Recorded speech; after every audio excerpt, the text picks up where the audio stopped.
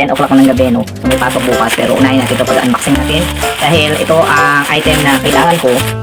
Kaya binili ko talaga siya. Dahil kailangan ko siya sa aking gagawing budgeting. So, kailangan may ganito ako. Dahil pag hindi ito ang binili ko at wala akong ganito, siguradong hindi ako magiging successful sa pagbabudget ko.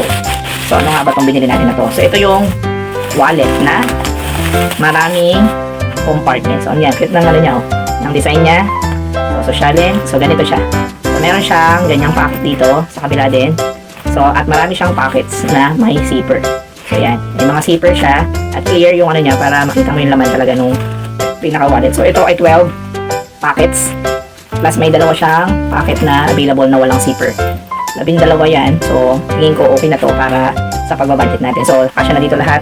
Yung lahat ng mga kailangan natin isuksok dyan. At hindi na natin mahuhugot siya. Kasi pag nasa isang wallet siya, so ayan, may tendency hugot ka lang ng hugot hanggang sa hindi mo alam yung hinuhugot mo pala ay yung para nasa budget ng mga ibang item. So, kaya yan, hindi natin na-allocate ng maayos yung mga pera natin dahil hindi siya nakaseparate. So, maganda siya.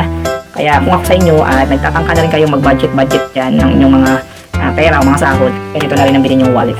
So, hindi naman siya ganun kalakihan. Yan. Kasi na to sa mga bag natin na pang araw-araw. So, maganda dito. Kumari pangkain lang. O, dito lang yung huhugutan mo. Tapos, yun na rin nilalagay sa klima.